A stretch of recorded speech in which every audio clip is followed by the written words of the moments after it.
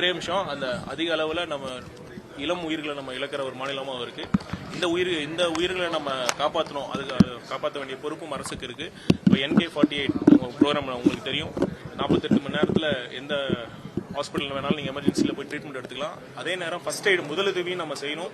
பார்த்தீங்கன்னா எங்கெங்கெல்லாம் ஆக்சிடென்ட்ஸ் அதிக அளவில் இருக்குமோ அந்த பகுதிகளில் இருக்கிற மக்கள் அங்கே யார் பெர்மனெண்ட்டாக அங்கே இருப்பாங்களோ, கடை வச்சிருக்காங்களோ அவங்களுக்கான ட்ரைனிங், முதலுதவி சிகிச்சை, அந்த CPRனு சொல்லப்படுற அந்த முதலுதவி சிகிச்சைக்கான ட்ரைனிங்கும் நம்ம வழங்குறதுக்கான திட்டத்தை நம்ம அறிவிக்க போறோம்.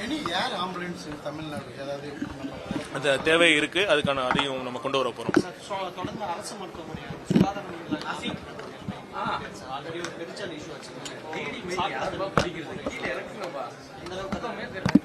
இந்த பிரச்சனைலாம் இந்த 2 மாசத்துல வரல.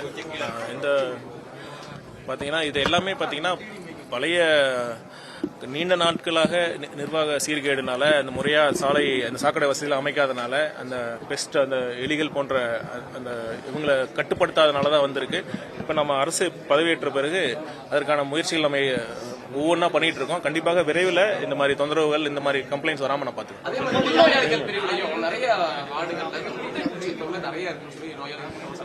எங்கங்க இல்ல இப்ப நம்ம பாத்தீங்கன்னா நம்ம படுக்கை வையும் நம்ம புதுசாக நம்ம கொடுத்துருக்கோம். நம்ம பெட் லினன்ஸ் நம்ம புதுசா நம்ம கொடுக்க போறோம். அதனால இந்த பிரச்சனைகளும் இனிமேல் வராது. எவ்வளவுதான் நம்ம தனியார் கூடுதல் கான்ட்ராக்ட் கொடுத்தோம்னாலும் தனியார் சரியா செயல்படுறது இல்ல, எல்லாத்துக்கும் லஞ்சம் வாங்குறாங்கன்றது இல்ல அப்படின்றாலும் தொடர்ந்து இருந்துட்டு இருக்கு. இப்ப கோவை அரசு மருத்துவமனை பொறுத்த வரைக்கும் எல்லா விஷயத்துக்கும் லஞ்சம் வாங்குறது தொடர்ந்து இருந்துட்டு இருக்கு. இல்ல நான் மீண்டும் இந்த அரசு நம்ம எல்லாத்துக்கிட்டையும் நம்ம சொல்லிட்டு தான் இருக்கோம். இந்த அரசு நேர்மையான வெளிப்படையான அரசு, ஊழலற்ற லஞ்சமற்ற அரசு கொடுக்குறவங்க தான் மாண்புமிகு முதலமைச்சர்களுடன் லட்சியம். அதுதான் அவர் பண்ணிட்டு இருக்காரு, அதுதான் நாங்கள் அமைச்சர்களும் பண்ணிட்டு இருக்கோம். அப்படி இருக்கிறப்ப நம்ம தொடர்ந்து சொல்லிக்கிட்டு இருக்கோம். மருத்துவமனையில் இருக்கிற பணிபுரியும் ஊழியர்கள், குறிப்பா அந்த துப்புரவு அந்த பணியாளர்கள் மற்றும் அந்த சேவை நீங்க சொல்ற அட்டண்டர்ஸ், அப்புறம் பாத்தீங்கன்னா அந்த பிரசவ வார்டில் இருக்கிற அங்க வேலை செய்யற பணிபுரியும் ஊழியர்கள்லாம் அந்த நோயாளிகிட்டும் அவங்க உறவினர்கள்ட்டும் பணம் வாங்குவதற்கான கம்ப்ளைண்ட்ஸ் அவ்வப்போது வந்துகிட்டு தான் இருக்கு. நம்ம மறுக்கலாம் இல்லை. நம்ம பாத்தீங்கன்னா KMCல ஆய்வுக்கு போனப்ப இந்த மாதிரி லஞ்சம் வாங்கினாங்க அப்படின்னு சாட்டப்பட்ட 4 பேர் அவங்க ப்ரூவ் பண்ண பிறகு அவங்க பணியிலிருந்து நீக்கம் செய்யப்பட்டார்கள். அதுதான் நான் இந்த செய்தியும் நம்ம எல்லா மருத்துவமனை ஊழியர்கிட்டும் நம்ம சொல்றோம்.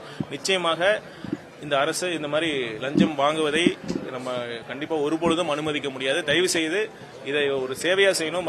ஏழை மக்கள் தான் அரசு மருத்துவமனைக்கு வராங்க. முதலமைச்சர் காப்பீடு திட்டத்தில் ஒரு சில மருத்துவமனையில சிகிச்சை முதலமைச்சர் காப்பீடு திட்டத்தில் நிறைய சிகிச்சை பண்றது இல்ல தமிழ்நாட்டில் பொறுத்த வரைக்கும் இந்த காம்ப்ரிஹென்சிவ் இன்சூரன்ஸ் ஸ்கீம் தான் நம்ம கொடுத்துருக்கிறோம். பெரும்பாலான அந்த மருத்துவ தேவைகளுக்காக அது கவர் ஆகிட்டு இருக்கு.